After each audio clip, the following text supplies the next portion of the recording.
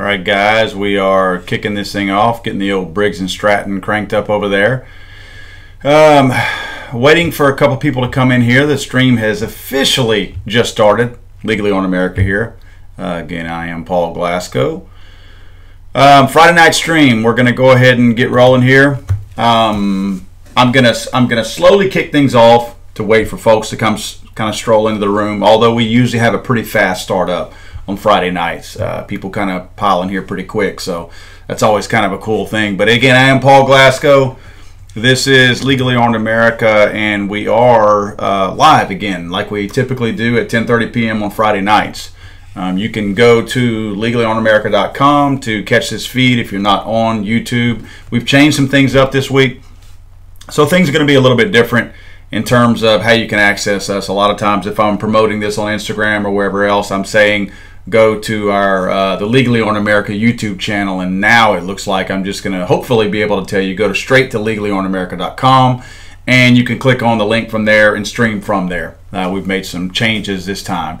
Real quick, we've got Matthews in here, the Kyle Robert, Glock 7 Mag, Ralph, Eric, Paula, and people are continuing to roll in. So I'm going to kind of go off on a couple of things that we're going to talk about here. We're going to talk about NASGW. NASGW show, we just literally drove back in today from San Antonio, Texas. We are in Lake Charles, Louisiana, for those of you that don't know.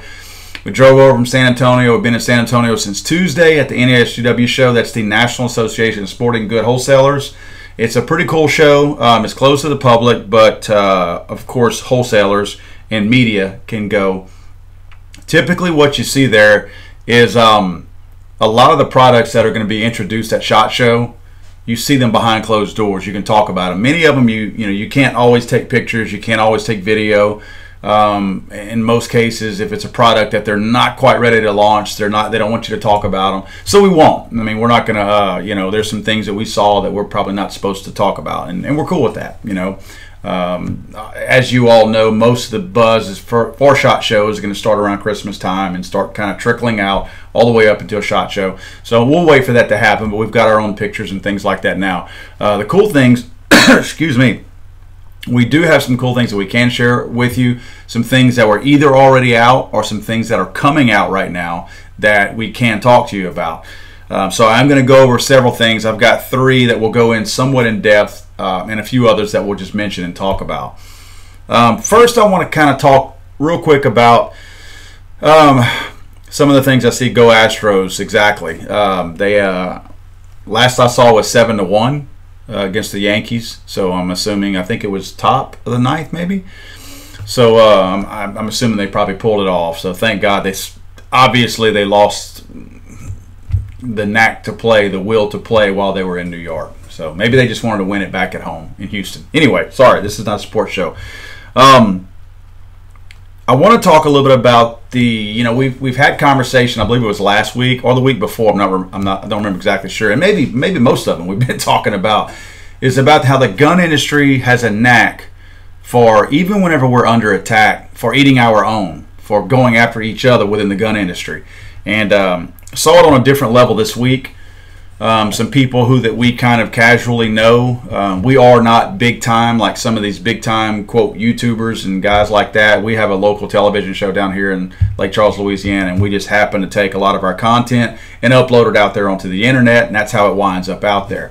We never set out to necessarily be a YouTube channel, although our channel has grown 10 million something views, 50 something thousand subscribers out there. Excuse me, I have something in my eye. But some of the big dogs out there, I know the event was put on by the Gun Collective. I follow a lot of the Gun Collective stuff. If you've ever seen any of the Gun Collective stuff, I'm a video guy. I like video. I don't try to go overkill in my videos for the gun stuff because, quite frankly, none of you guys are looking for that. I don't think it's a big deal to you if we have really cool stuff. Video-wise, or I says production-wise, I should say. Gun Collective does a really good job. I don't know who edits their stuff, but it's real polished, very nice stuff. So, if nothing else, from a producer standpoint, I like to watch their stuff because it's interesting to watch. I'm like, they do a lot of, they put a lot into it. One of their main guys over there, John, is, I don't know John, so I'm just speaking because I know that's his name. I don't know him. It looks like he spearheaded this kind of round table thing where he had some of the YouTubers on there. I don't watch a lot of YouTube, which is kind of odd because we do the YouTube stuff, but I like to kind of just focus on our content. I don't want to look at how other people are doing things, because sometimes whether you want to do it or not, you kind of start to emulate and copy what they're doing, and I don't want to do that. However, if I'm doing research on a particular weapon and I'm running across it or looking at it on YouTube, I'll run across some of these guys on there, and I will say that the Mr. Guns and Gear, I've always liked the guy seems real level-headed. You know, I like watching his stuff. He doesn't come across as trying to be some kind of a badass or anything like that. Just, you know, regular guy. You know, that's how we kind of always present ourselves, as regular people doing regular things with guns and things like that. So I mean, I like him. He was involved in it. The Iraq veteran guys, Chad, and I don't remember the other guy's name. I know I'm supposed to know this. I don't. Good guy. I mean, I watch their stuff too. They're good at what they do. In fact, they're huge. I mean, they're 1 million subscribers on YouTube. They're massive. If not one of the biggest, they got to be one of the biggest, if they're not the biggest YouTuber content guys out there. Let's see some other guys. The guy Tim over at Military Arms Channel. You guys have probably seen a lot of his videos here lately. Anytime there's anything that's kind of radical, as far as the I say radical, but anything that's kind of an anti-gun thing, Tim's usually the voice you hear most, because he's very, very outspoken on it. Also does great gun reviews too. Just when it comes to the legislative side of things, Tim is usually a pretty adamant supporter of the Second Amendment, as far as being very vocal about it. Again, I don't mean that in a negative way. I'm not trying to get into this gun YouTube guy war that they have. Many of the other guys on there, just because I don't YouTube a lot and I don't watch a whole lot of stuff, I really don't know who most of the other guys were. I really only knew who 3 or 4 of the talent was on there. The other guys, I don't have a clue. I don't know who they are, so I can't tell you. After they had it sounds like they might have left somebody out. In fact, let me back up a second. When they were talking amongst each other, you could tell that they didn't all agree, and that's fine. That's fine. I mean, they're not going to all agree with me, and I'm not going to agree with them all the time. But we have common ground. So it seems like some people might have gotten their feelings hurt because they weren't included in the roundtable. Which, I mean, obviously, the stream that I watched probably 2/3 of it. It would have been impossible to have any more people on there than what they had, honestly. It was way too many people. I mean, it was already hard for anybody to get in. I think the guys, the Iraq veteran guys, there's probably, and I'm just guessing here, probably 10 or 15 minutes into the whole thing before they even said a word. So, and that's not a knock against the Gun Collective or John, who was putting it together or anything. It's just that it's tough. You know, you're producing this thing online. It's hard enough to switch between guys. I don't know what kind of interface they were using, but it's hard enough to do that because you got lags and you got, you know, you're at the mercy of everybody's upload speed and all that kind of stuff. So again, it's a difficult task to begin with. But the guy that you guys have mentioned to me before, the Yankee Marshal, I now know who he is. I Googled him because so much was made of this guy this week after apparently he got left out. Apparently he got his feelings hurt, and I'm sure he'll come attack me with some 4-letter words and things like that. The guy seems like he's a little bit unhinged. Not somebody I would probably watch again on a video, to be quite honest with you. Just, you know, maybe his other videos, he's not quite so angry. He seemed like a mad little guy. And he really just went after, I was referred to his video because I watched a lot of the feedback, and people were texting me and emailing me and messaging me saying, have you seen the Yankee Hill's response? And I'm like, who is the Yankee Hill? And I said, Google him, you'll find out. Well, of course, it's not hard to find. I didn't look at what his subscriber, I assume he's pretty big because a lot of you guys, I'm looking at the feed right now, you guys know who he is. So anyway, I went back and looked, and man, this guy went off. He put out a long video. I couldn't watch the whole thing. I mean, it was kind of redundant. He said a lot of the same stuff. I'm not beating up on the guy. It's just that either he got left out, or maybe he just, I don't know. Again, there's 9 guys on the panel, maybe more than that. I don't remember how many they were. But it sounded like he was pissed off because he wasn't on there. Then he got pissed off at some of the things everybody said. Even the people he agreed with, he said ugly stuff about. So again, either he was off his meds or something. It was a rough night for him, but he had a really rough video. My whole point is, you know, here we are. We have guys. I'm assuming if the Yankee guy has gotten any kind of a real following, he's got to know something about guns. I mean, in all honesty, it's the YouTube environment is a little bit tough to pound your way into, and you know, be big. You can't just say I'm going to talk about guns and you're just massive overnight. So if the guy has any real following, and he has to, because you guys, and I'm looking right here, he's had about 250,000 subs last I looked. That's huge. 250,000 subscribers for a YouTube guy is massive. Again, we have 50-something thousand, so we're nothing the size of this guy.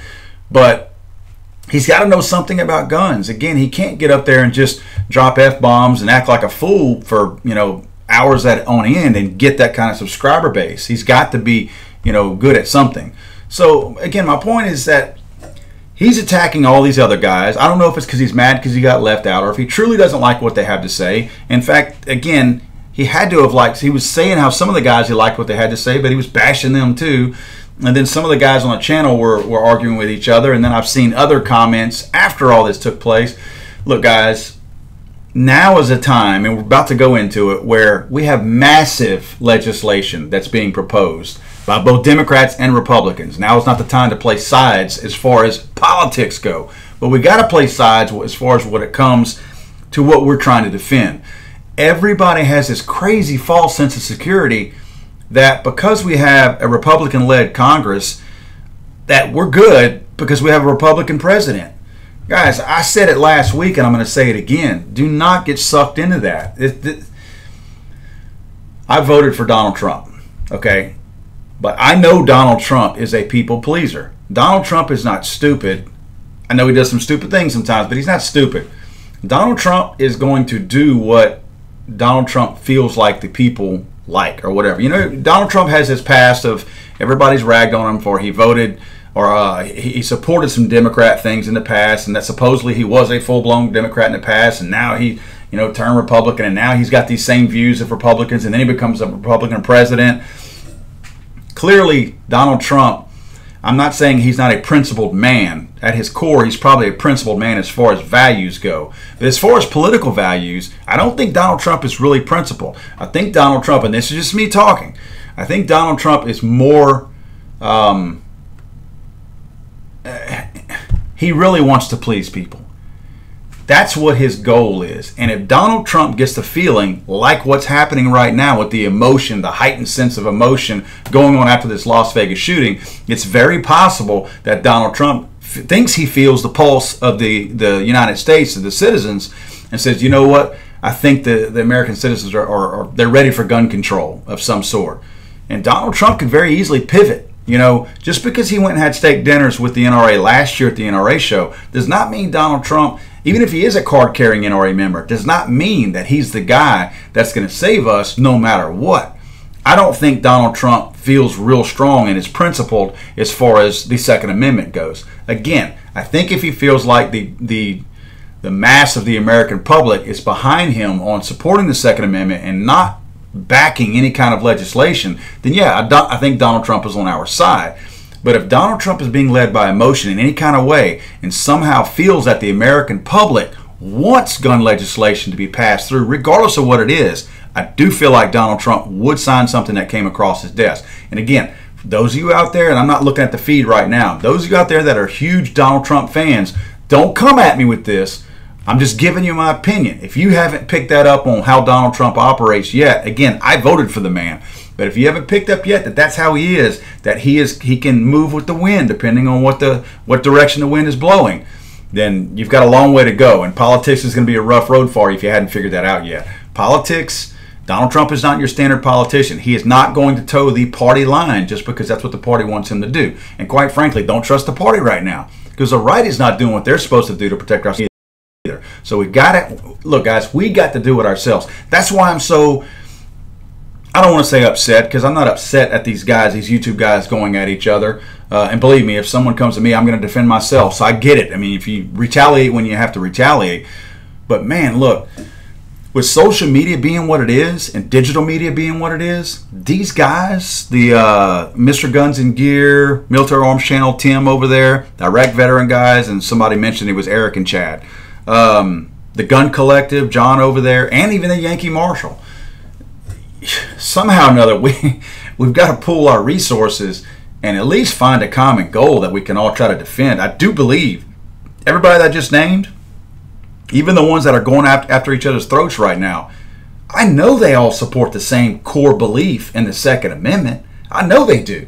Regardless of what little differences they have and what little innuendos video is not staged video. You know, myself included, all these guys that go out there and film all these videos with guns and whatnot, there's screw-ups left and right. You say things that are not worded properly. If you're talking about gun legislation and you're filming a video and you say something the wrong way, you can catch that in post-production and fix that and word it properly and put that video back out. It doesn't make you look stupid. It doesn't make you put you in a position where you've said something that you wish you could take back. You can take it back in post-production. When you're doing that live feed, you're not taking anything back. It's out there. It's gone. It's gone. So these guys are saying things on the fly. Again, it's unscripted stuff. They may have some mental notes or even some real notes of things they want to say and some points they want to make, but again, it's very, very unscripted, so it's tough. So you can take pretty much anything. I could go through most live videos and watch pretty much anything that I wanted to. You know, watch anything at all that's a live video and pick it apart and find either some issues in it. I could take something out of context that somebody might say, twist it around, and it probably would sound right because, again, it's very, very unscripted. So the live panel that came out, that's probably something that anybody could go in there and say, oh, well, that's what he meant, or that's how he said. I think there was some issues about the two Iraq guys disagreeing on something. Somebody was like, oh, they didn't talk about that beforehand. That's the beauty of live stuff. That's the beauty of the live streaming. You know, you get to watch that. You get to watch it taking shape. It's a conversation they probably wish they would have had prior to going live, but nevertheless, there's a cool thing about doing the live stuff, because like me, I could say very, very stupid stuff. I could fall off the chair or whatever, and I can't edit that out. But nevertheless, to pick these guys apart and to have them going after each other when we all really need to be pulling in the same direction. Look, even if we're not pulling in the exact same direction, as long as we're all trying to pull forward in a somewhat same direction, it would be nice, because the left is not going to let up. The left is not going to wait for our dust to settle amongst each other to go after us again. They're hitting it right now. And with that being a point, I'm going to move on to the next topic real quick, because I don't want to dive too deep into all that. I guess my point to you guys is, look, man, I know you guys are fans of a lot of these YouTubers out there. Don't let one YouTube guy talk you out of watching another one. They're all good guys as far as their content. Again, even the Yankee guy that you know, he's got 200 something subscribers. The Senate has 5 or 6 bills of their own out there that they're floating. All right, I want to ask you guys a quick question. Real quick question here. You tell me before we get rolling into this what you think. I want to see. This is my question. All these bills are being floated for what reason? Because of the Las Vegas shooting, right? That's why they're floated. That's the only reason why they're floated. Nobody knew. Paul Ryan wouldn't have known a bump stock if you hit him in the head with it 2 weeks ago. Now he's a pro on it, right? Okay, a lot of these bills right here are totally just emotion-based or emotion-driven. And I've said many, many times on my videos, we do not need to be making policy and legislation based on emotion. For guns or against guns. We don't need to be getting emotional about it. We need to think straight on this. And by all means, our legislators, the elected officials in Washington, D.C., surely don't need to be emotional, because all they're trying to do is please anybody to get additional votes out here. So I want to ask one question, and we're going to go through these bills and we're going to answer this one question. Okay, this is the question. We're doing this, all this is coming out because of the Las Vegas shooting. All right, let's pull our list of bills back. Question. Which of these bills would have prevented the Las Vegas shooting? All right, let's go through them. The first one, bans parts and accessories that increase the rate of fire of a semi-automatic firearm. Okay, so what they're going to say here is that they would have had the ability to not have a bump fire stock, right? Because a bump fire stock reaches a rate of fire. That's what they're saying right here. That's the whole reason why this legislation, again, these clowns didn't know anything about rate of fire or a bump fire. There's very, very few pictures of what's inside that room. I know I at least saw one Daniel Defense automatic rifle in that room. So are you telling me this whole thing would have been averted if this guy would not have had a bump? People don't like the choice of words that I use. But anybody out there,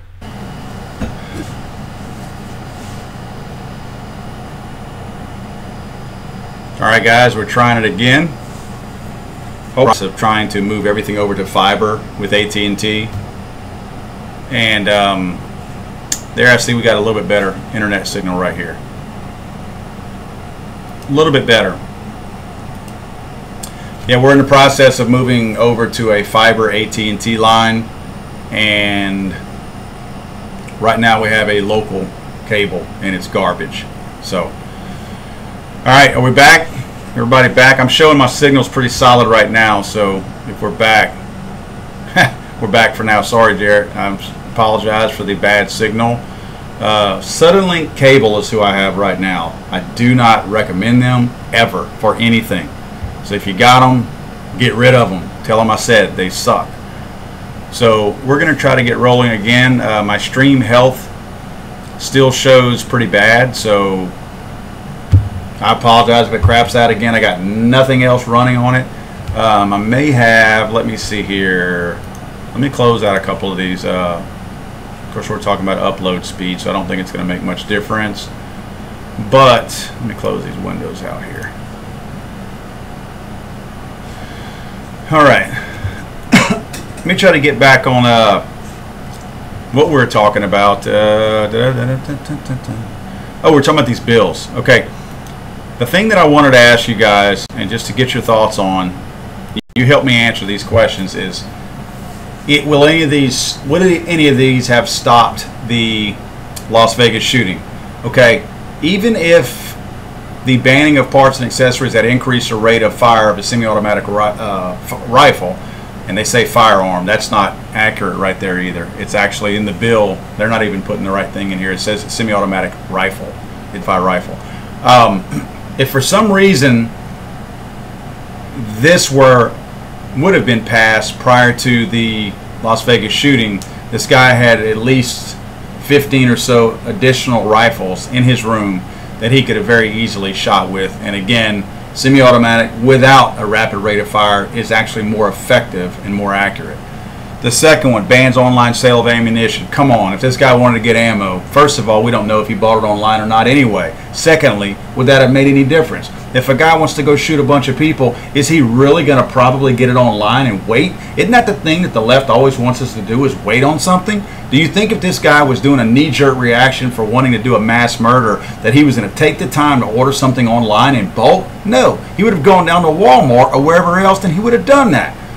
So it's stupid for them to think that for some reason ordering ammo, whether it's bulk or anything online, would have had anything to do with anything. So again, that bill would not have stopped the Las Vegas murder. Repeal the lawful protection and commerce law that would allow lawsuits against FFLs and manufacturers. Well, obviously not. I mean, this guy here would have, no laws of any sort would have prevented that. If there were lawsuits that would have, I guess the only way it could have prevented that is a bunch of these clowns out there would have been successful in lawsuits and sued every single person out there who made and manufactured firearms, and they would have all gone out of business. Yeah, I guess potentially that would have worked, but you and I both know that'll never happen. Would the fourth one, require the placement of tracking ID into all firearms sold in the United States? How stupid. That is so stupid. That's a reach right there that is so unreachable, it'll never, ever, ever, ever happen. What do you do with all of the old firearms out there that do not have this tracking ID in them? What a stupid, stupid idea from a stupid person who would not have done anything. And I go back to the same thing we all talk about, that whenever you ban guns and you take guns away, criminals are the only ones that have them, and all these guns out there that do not have any kind of a tracking ID in them, those are the ones that would be used. But it wouldn't matter if they were tracking this guy or not. Those that don't know anything about firearms are going to try to make legislation like this. How stupid. Okay, so again, they're saying that they want us, when you buy a gun and it goes through the background check system, they want you and I to pay a fee to pay for that cost of the background check system that our tax dollars are already paying for, because you and I work for a living and we're paying taxes to the federal government to pay for that NICS system already. It's not being self-funded right now. We're the ones funding it to begin with. So they're wanting an additional tax to pile on top of the one we are already paying to fund the NICS system, so that they can run some reports out of the CDC, which we are already being taxed for and paying for. The CDC is not running these reports for free. They're all getting paid for that. And you and I both know that anybody in the government's getting overpaid anyway, so they're getting paid really good with our tax dollars. So they're wanting to tax us a second time on buying a gun to pay for something that we're already paying for. But would that have prevented the Las Vegas shooting? Nope, it wouldn't have. Next. This is the same one. Oh, no, I'm sorry. I'm skipping to the next one. Bans firearms for known or suspected terrorists from the terror watch list that no one can get off of or appeal to for relief from. All right. I actually did a video on this some time ago. I'll try to find that video. What I may do is try to post it in the description below and let you guys check it out. I did a pretty detailed video on this of how they're trying to use the terror watch list as a no gun list, and I know the average American thinks, well, if you're on the terror watch list, let me back that up. There's two lists. There's a terror watch list, there's a no fly list. They're two separate lists. The no fly list is what they're really talking about. They're saying terrorists, but the implication is there that it's terrorists, but it's really the no fly list.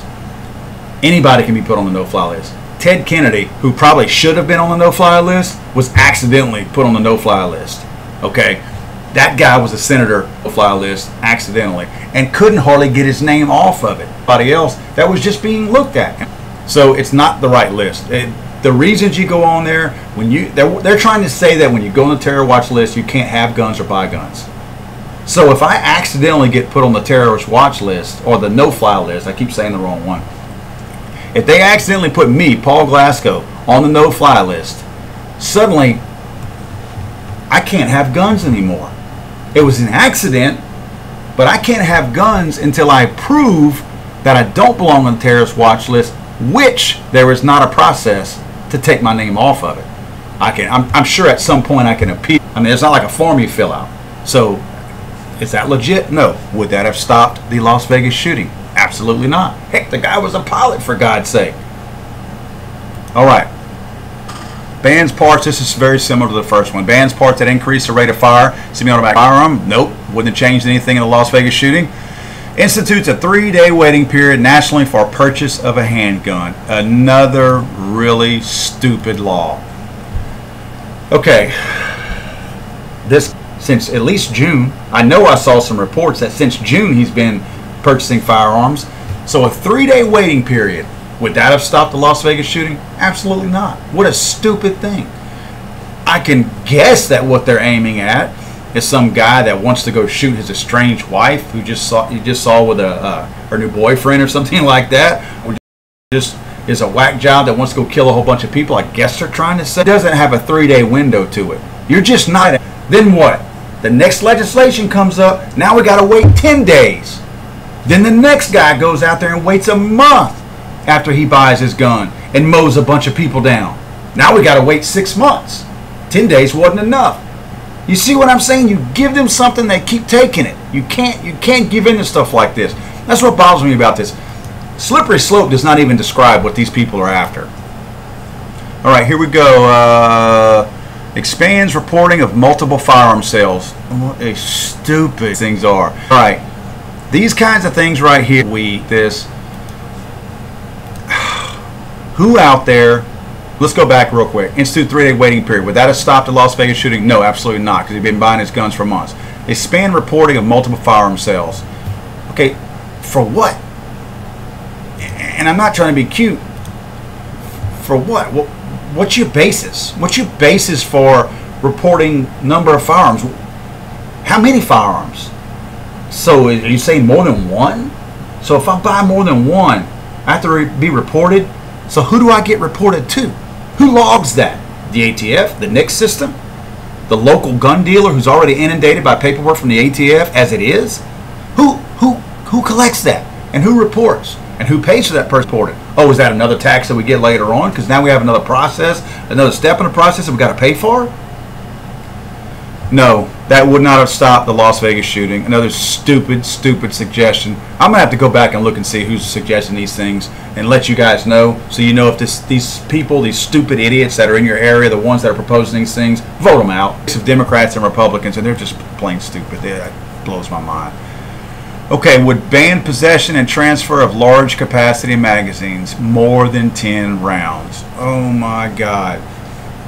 If I hear that term, large capacity magazine, one more time, who determines what a large capacity magazine is? Whose is that? Is it somebody in Washington, D.C. to tell you and I, this is a large capacity magazine and that's a small capacity magazine, or that's a standard capacity magazine? Who determines that? This is a 50-round drum. Who says I don't need that? How do you know I don't need that? How does anybody in Washington, D.C. know that I don't need that? And who cares if I need it or not? I can buy that. I'm a honest, law-abiding citizen. If y'all getting any of this or not, I apologize. The signal is really bad here tonight, and I'll probably kick this thing off, get off of here a little bit sooner than normal, just because I don't want to aggravate you all. But we're talking about that S1915.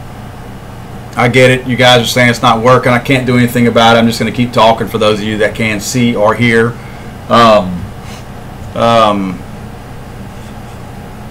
Yeah, that signal's bad, guys. I'm sorry. Let's see. All right. How about if we do this? Let's move on to something else. Guys, I know that we have had a bad signal here tonight. It looks like I got a good signal back right now. Thank you, Suddenlink, for giving me a good signal for right now. I'm going to move on from that because I can go off on tangents, and it looks like I might be limited on time here, because if my signal starts getting really bad again, I have 11:12 p.m. I'll probably shut it down. Just not aggravate you guys. I do apologize. This is probably the worst signal we've had. I'm in the studio. I'm in my home. So I mean, this is what I'm fighting in my home right now. This kind of signal. I want to show you guys some cool stuff that we ran across at the NASGW show in San Antonio this weekend. Or this week. I'm going to first kick it off with a video with Kaloy Tuason from Rock Island Armory. They have some really cool new shotguns that they're coming out with, and I want you guys to check this out. This is again Kaloy, our good buddy Kaloy Tuason from Rock Island Armory.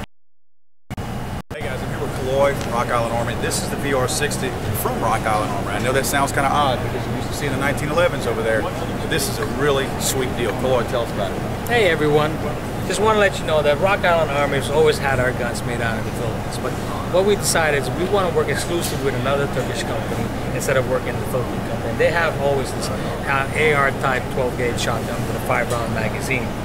The difference between us and the other shotguns that you see in the market is this.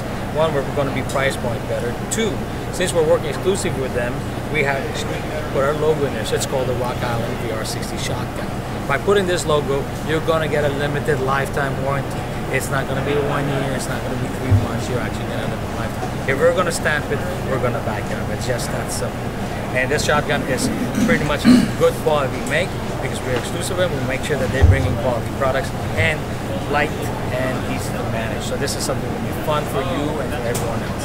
So check it out, the VR60. Hey guys, I'm here with Kaloy from Rock Island Armory. This is the VR60. All right, guys, that was Kaloy from Rock Island Armory. This is not the Rock Island Armory shotgun. Very similar to it. This is also a Turkish-made gun. These guns are going to be coming from Turkey. Very, very nice gun. I will tell you this much. This one right here, and I'm not going to say who the manufacturer of it is, but I went over the Rock Island Armory one closely, and it is very, very nice. Well made. The coolest thing about it is Rock Island Armory is going to put, because they're stamping this thing with their own name and their trademark, and they're exclusive with this company. This company's not selling a bunch of rifles or shotguns to anybody else. They're simply making shotguns for Rock Island Armory.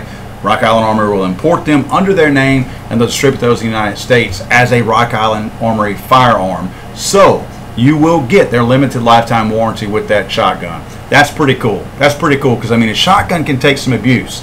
12 gauge shotguns especially. The next thing I want to go over is the Mantis X system. Very cool system. Very cool system in terms of training you.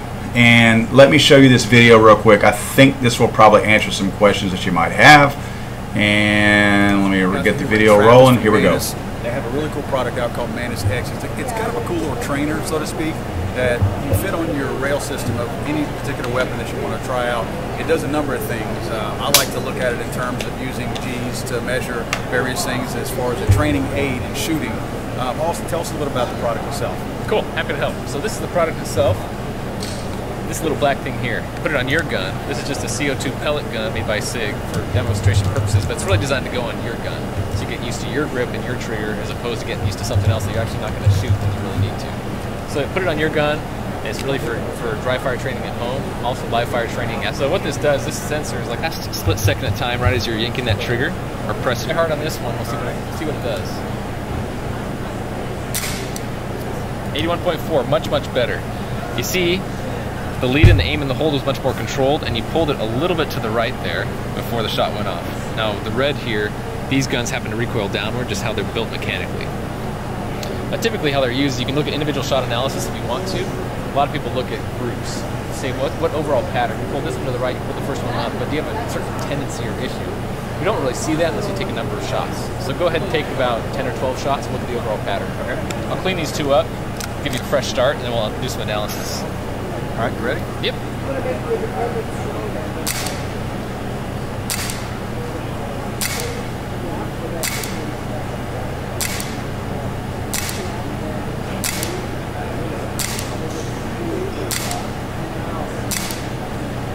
Okay. Average score is 86.6. This shows the distribution of shots. It's an abstracted view of all the shots that you took. 10 shots here, average score. This is the individual shot analysis that you wanted to do. You can go through and see shot by shot.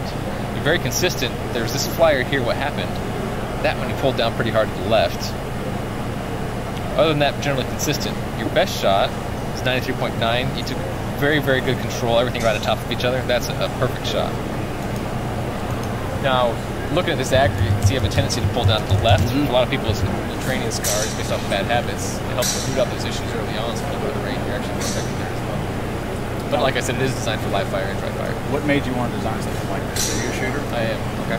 Yeah, so really designed to solve our own problems, right? We wanted a data-driven approach. A lot of amazing instructors out there, but there's a lot that you and I can't see. Absolutely. And so, instructors can be expensive, and there's some anecdotal, subjective parts of their teaching.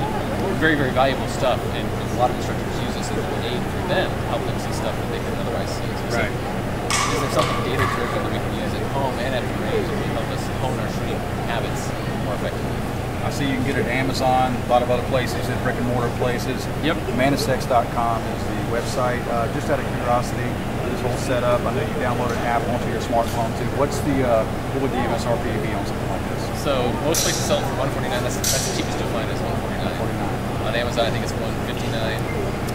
Yeah, you buy the sensor itself, put it on your gun, download the app on your smartphone or tablet. You can move the sensor between guns, download the app as many times as you want. That's a free app from there. So all you're really investing is the sensor itself, and it's a very flexible platform. I'm a customer. I've used it. I can vouch for it. It's the best system on the market. So definitely encourage you guys to try it out. It'll tell you secrets about your own shooting that you're not aware of. That's for sure. That's one thing I learned. The things you mentioned, the non-quantifiable things that you learn. Like I didn't realize I was doing that. Why you were doing it. That's what I like most about the explanation of why you were doing it. So very cool product. You guys are here with Travis from Mantis. They have a really cool product out called Mantis X. It's kind of a cool little trainer, so to speak. All right, guys. I know it probably cut off a little bit right there. The Mantis X system is pretty cool. I actually have one. I kind of ran across Austin here when we went there, and I was like, oh, cool. I had some questions that I had for him. They actually have a new system that's going to be coming out. I don't want to give any details out about it, but it's going to satisfy some of the things that I'm looking for. I was wanting to do some things, measuring recoil and whatnot, and it sounds like some of the stuff they got coming up is going to actually allow us to be able to do that. So we should have some videos coming up, probably towards the end of the year, before SHOT Show, leading into SHOT Show, where we will most likely do some pretty cool stuff and show you guys some of the new things coming out with that Mantis X system. Very, very cool. The way you fix that thing to the front end of the gun. It uses accelerometers to measure everything on the different X, Y, and Z axes. So it's actually pretty cool. This next one I want to show you is probably the one that a couple of you guys have been waiting to see. It's a FightLite Raider. This is pretty cool. Instead of trying to explain it, I'm going to go ahead and kick it off and let you guys watch this. Hey guys, I'm here with Mike with FightLite. FightLite has a really cool new product out. They've done a number of other products already. I'll show you guys a video on that later. This one is really, really unique. This is a FightLite Raider. It's actually a pistol. Mike, tell us a little bit about this and some of the things that are probably going to stick out about this particular pistol that most people won't notice just by looking at it. Well, it is, like you said, a pistol classified. It's smaller with a strut in the back, kind of like a Benelli or any other semi-auto shotgun. It goes down into a small buffer tube right here. And this is actually the Shockwave Technologies grip used on the Mossberg 500s and the Remington 870 that I'm sure you've seen. Really just bridges the gap between your handgun that you carry every day and your rifle. Really small package. So speaking of compact, we've got a overall length of 20.25 inches and a weight of 3.9 pounds. How in the world is this thing? Is it made so small and it's fully functional like it is? Basically, what we did was drive it from our SCR rifle system and make something smaller that with that bolt carrier that can function and be something that you could carry with you if you wanted to, on you, put it in the truck, put it in the boat, put it in an ATV, horse, or whatever, maybe in a holster. Working on that currently. And that's basically what we did here. So you basically using proven technology and firearms that you guys have already proven. And it just makes it kind of downsize it a little bit to make it work. Exactly. We were able to go from thinking of it to designing it to having a working prototype in one day in our shop. We cut down the buffer tube per se inside of here, turned our recoil system and have a working prototype for shooting in the back the same day. Now this handle right here serves two purposes, correct? It encapsulates your recoil system. What it has is a QD swivel on the back. So you attach a sling up here, you attach another point up here. If you do a 2-point, or you can do a single point right off of there. Very nice. I see it comes with a 10-round magazine, all in the magazines, different types of AR configurations work in that magazine. Yep, so you can throw whatever you want in here. It ships with a 10-rounder, you put a 30-round PMag, you put a 40-round PMag, you put an X Products drum, a mag bolt drum, or even a 100-round beta mag.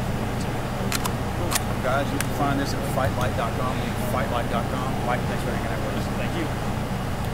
Hey guys. All right, guys, that's a pretty cool system here. We will have our hands on one of those. If you guys don't recognize with the modern sporting rifle or AR-15 style furniture and things on it, in fact, that's what's kind of cool about the FightLite Raider pistol that they're just now putting out. As you can see, if I hold it right, actually, you know what? Let me give you this. This is to make it a little bit easier. Look at this right here. You can see it's actually a completely different lower. The lower is built completely different than what a standard AR-15 lower is. Notice the pistol grip area where the pistol grip would normally interface with the lower. That's where they have this Raptor Shockwave grip that's in there now, and of course it's a little bit different than the one that you see on the shotguns, the Mossberg and the Remington, in that its profile and the actual stock itself, or pistol grip itself, is the same, but this one of course has the hole drilled through it where the recoil system and a strut goes in there with the spring to receive the recoil from the actual bolt carrier group of the AR-15 upper. So that's what's cool about it. I mean, they retrofitted, they make their own lower like that they did on that SCR, that full-size rifle, and now they're putting it into this small kind of a mare's leg looking type firearm, and it is going to be known as a pistol. Let me see. I have some pictures here I can show you. Here you go. This is what they've made before. This is what they had for a very long time that they put out a couple years now. And again, they just pretty much basically sawed it off and used that new Raptor Shockwave to come in here and put that on there. So interesting. You know, I can see a lot of people wanting that for a truck gun. I can definitely see the effectiveness of that there.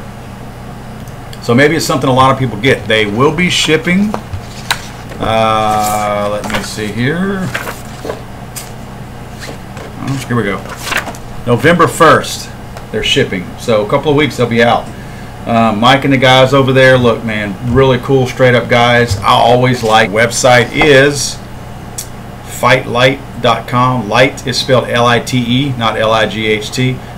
So it's FightLite.com, F-I-G-H-T-L-I-T-E.com.